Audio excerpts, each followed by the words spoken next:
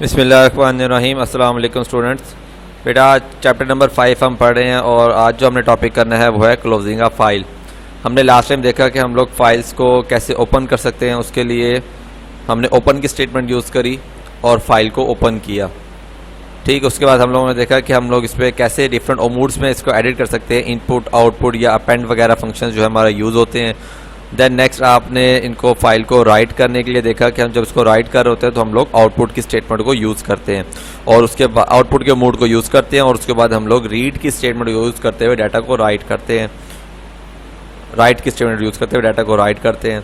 इसी तरह नेक्स्ट हमने देखा रीडिंग में, जब हमने डाटा को रीड करना हो तो हम क्या करते हैं, डाटा के लिए उसको एज ए इनपुट ओपन करते हैं और उसको हम लोग input statement input hash statement की मदद से उसको हम लोग रीड कर रहे होते हैं। अब लास्ट टॉपिक जो रह गया, जिसको अभी हमने रीड में भी लास्ट लेक्चर में पढ़ा था, कि हमने फाइल को क्लोज करना होता है। क्लोज मीन्स कि जो डाटा हमने प्राइमरी मेमोरी रैम में हमने जो रैम में डाटा राइट किया था, अब उसको हमने क्या करना होता है, रैम से ट्रांसफ़र करवाना होता है। कहाँ पे? हार्ड ड्राइव में।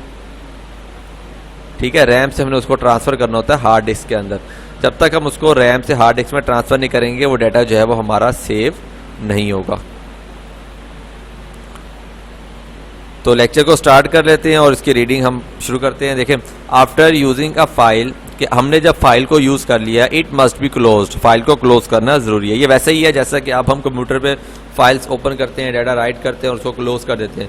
लेकिन हम जब क्लोज करते हैं तब आपने गौर किया हो, तब वो आपसे पूछता है डाटा को सेव करें ना, कि आपने डाटा अनसेव्ड है इसको सेव कर लें।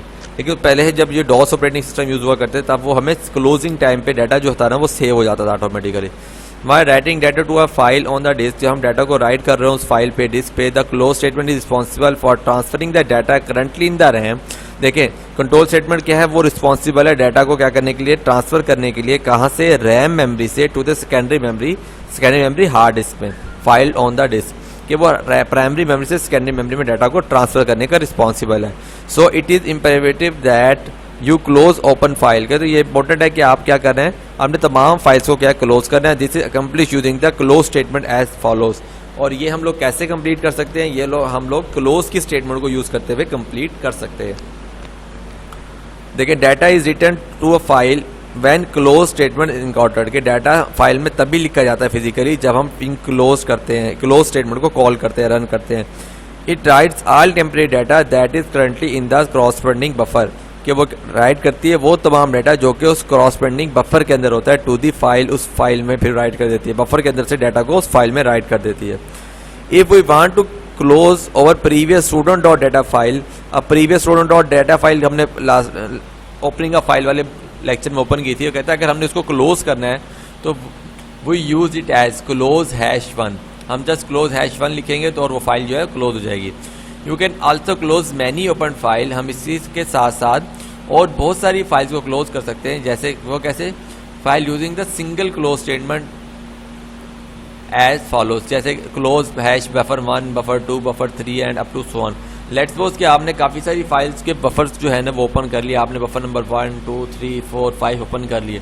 अब ज़रूरी नहीं है कि आप उसको क्लोज करने के लिए पहले क्लोज buffer1 फिर क्लोज buffer2 इस तरह आप सेपरेटली अलग अलग लगाएं, हो तो तब भी जाएगा काम। लेकिन उसके लिए एक शॉर्ट वे उन्होंने दिखाया कि आप उसको क्लोज लिखें और आगे आगे कोमा सेपरेटेड वैल्यूज़ प्रोवाइड कर दें, वो क्या करेगा, तमाम करंटली ओपन वैल्यूज़ को क्लोज कर देगा। You can also close all currently open file using a single close statement, कि हम सिंगल क्लोज स्टेटमेंट की मदद से भी तमाम ओपन फाइल्स को क्लोज कर सकते हैं। उसके लिए हमने क्या करना है, आपने जस्ट क्लोज लिखना है और #1 क्लोज, आपने जस्ट सिंगल क्लोज लिखना है और एंटर कर देना है, तो वो क्या करेगा, तमाम ओपन फाइल्स को वो क्लोज कर देगा। तो बेटा ये लास्ट पॉइंट था जो कि फाइल को क्लोज करके हमने यहाँ पे फाइल को एंड कर दिया। तो बेसिकली हमने फाइल्स को ओपन करना देखा, उसको बाद उसको हमने देखा कि हम उसको कैसे रीड कर सकते हैं, राइट कर सकते हैं और उसको अपेंड कर सकते हैं। फिर हमने एट दी एंड आगे जो टॉपिक कवर किया वो था उसको क्लोज कर। जी बेटा, नेक्स्ट टॉपिक हमारे पास है random files. Random files basically access करने को फाइल को बोलते हैं। जब हम किसी फाइल को रैंडमली एक्सेस कर रहे होंगे तो उसे हम रैंडम फाइल बोल रहे होंगे। If the solution of the problem you are working with deals with directly accessing a particular record in a file, कि आप जिस प्रॉब्लम से इस वक्त डील कर रहे हैं उसका सोल्यूशन अगर ये है कि आपने पर्टिकुलरली जाके डायरेक्टली जाके एक फाइल को एक्सेस करना है, then the most efficient algorithm to use would involve using the random file access method. तो क्या होगा, हमारे पास जो सबसे बेहतर एल्गोरिथम है जो यूज़ होगा फाइल को एक्सेस करने के लिए, वो कौन सा, रैंडम फाइल मेथड होता है। देखिए, अगर आपके पास एक फोल्डर में हमारे पास लेट्स सपोज के 1000 फाइल्स पड़ी हैं, आपके पास एक फोल्डर में 1000 फाइल पड़ी हैं, ठीक है, और आपने जाकर एक्सेस करनी है लेट्स सपोज 895 वन को, तो वो यहाँ पे फाइल एक्सेस है हमारे पास। सीक्वेंशियल फाइल में क्या होगा कि आपको 895 से पहले जितनी भी फाइल्स आ रही हैं यहाँ पे, हमें उन सबको रीड करना पड़ेगा और उसके बाद जाके हम इस फाइल को एक्सेस कर पाएंगे। बट रैंडम एक्सेस फाइल में क्या होता है कि हम डायरेक्टली जाके इसी फाइल को यहाँ से पिक कर लेंगे, तो ये टाइम सेविंग होता है और ये बहुत एफिशिएंट और एक्यूरेट एल्गोरिथम है ना, वो यूज़ होता है। As previously mentioned, random files have the capability to accessing a record within a file without the need to access all preceding records like the sequential file। देखो, वो बता रहा है कि जैसे कि हमने पहले पढ़ा है कि रैंडम एक्सेस फाइल को ज़रूरी नहीं है कि वो पहले जो से प्रीसीडिंग रिकॉर्ड्स आ रहे हैं उनको रीड करे, वो डायरेक्टली जाकर उसी ही रिकॉर्ड को एक्सेस कर लेगी जो कि हमारा रिक्वायर्ड है। Specifying that a file be treated as the random, कि हम ये स्पेसिफाई करते हैं कि फाइल जो है ना वो रीड करे, इस वक्त ट्रीटेड एज अ रैंडम, कि उसको हम ओपन कर रहे हैं as a random form similar to when specifying the different mode operation for the sequential file. इसका सिंटैक्स बता रहा है आपको कि वो बिल्कुल सेम है, बस जहाँ पे हम लोग हमने सीक्वेंशियल फाइल में जहाँ हम उसका मूड स्पेसिफाई कर रहे थे वहाँ हम बताएंगे इसको कि हम इसको रैंडम ओपन कर रहे हैं। इसका सिंटैक्स अभी आगे हम देख लेते हैं। As with all file type, the first thing that programmer must do before attempting to use it file is the open it, कि हर तरह की फाइल हो, हमने जो पहला काम प्रोग्रामर ने करना है उस फाइल को ओपन करना है। जब हम उसे ओपन कर लेंगे तभी हम उस पर बाकी ऑपरेशन परफॉर्म कर सकते हैं। The form of opening a random file is as follow. देखें, ये सिंटैक्स है हमारे पास, पहले वो देखें वो सेम ओपन फाइल नेम आ गया, फॉर के बाद हम वहाँ पे मूड बताते थे। अगर आपको याद हो सिक्वेंशियल फाइल में हम लोग मूड बताते थे, इनपुट, आउटपुट या पेंड, लेकिन यहाँ क्या किया, रैंडम फाइल पे हमने यहाँ स्पेसिफाई किया रैंडम, और एज ए बफर नंबर भी वो आ गया। और एक जो न्यू चीज़ है वो यहाँ पे लेंथ का वेरिएबल यूज हुआ है, length is equal to record variable. अब इसको डिटेल पढ़ लेते हैं। Notice that we open the file as a random, as being random, कि हमने एक फाइल को ओपन किया है as a random, and a buffer file must be use as usual. ये बफर फाइल जो वो वैसे यूज होगी जैसे कि पहले हम यूज कर रही थी। If this does not look normal, ये सेंटेक्स हमें नॉर्मल नहीं लग रहा, the major difference is that, कि इसमें डिफरेंस क्या है कि length is equal to length का फंक्शन हमने कॉल कर रखा है, कि ये इसमें डिफरेंस क्या है, सिर्फ ये लेंथ का फंक्शन वाला डिफरेंस आ रहा है।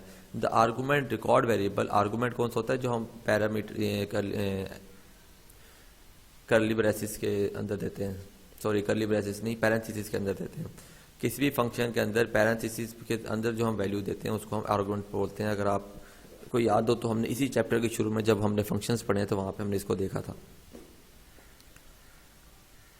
The argument record variable that is send to the length, के आर्गूमेंट रिकॉर्ड वेरिएबल है जो कि सेंड हो रहा है किसको, लेंथ के एक फंक्शन को, into the length function is the variable of the record type. ये क्या है, ये रिकॉर्ड टाइप वेरिएबल है, ये रिकॉर्ड करेगा लेंथ को।